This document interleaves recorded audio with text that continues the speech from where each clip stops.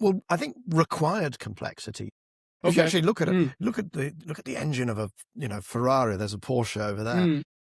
I mean, it is a thing of great beauty. I'm a mechanical engineer, so don't get me wrong. I think that the ingenuity, and what's really interesting when you look at something like that, you open the hood, pop the hood, what you'll see is an accretion of knowledge of whatever that is, 130 years, 140 years of knowledge. Absolutely. In fact, even more, because the metallurgy that was used even back in the sort of the first internal combustion vehicles, you couldn't just kind of, stroll through a, forest and gather some rocks and make that. I mean, this was already hundreds and hundreds of years of knowledge there. And you see this thing kind of coming to the peak of perfection in your Ferrari engine or your Porsche engine or whatever.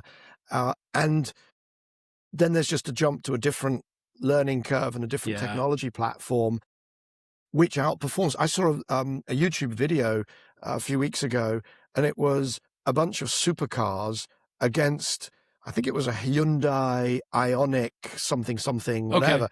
A normal car.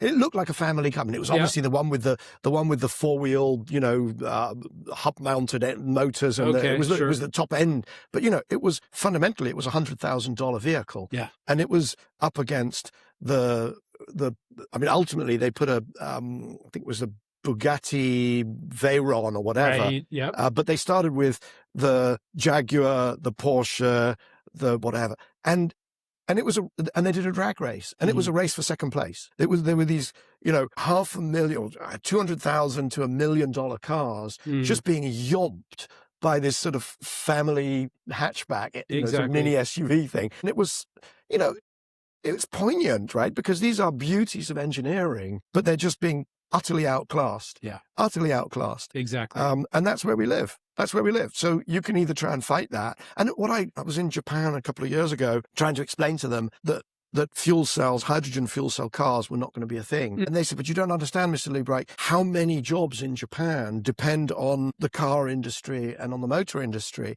And I was trying to explain, well, you can either lose those jobs to China or you can lose those jobs to, and there'll be fewer because it's solid state stuff. It's less complex. You can lose it to yourselves. But that is the choice you face. You don't face a choice of, in 30, 40, 50 years, people using these complex systems and complex gas management and complex ways of managing, thermal, having to get rid of all this excess heat that gets produced for no reason and so on. Exactly. We're just not going to be in that world.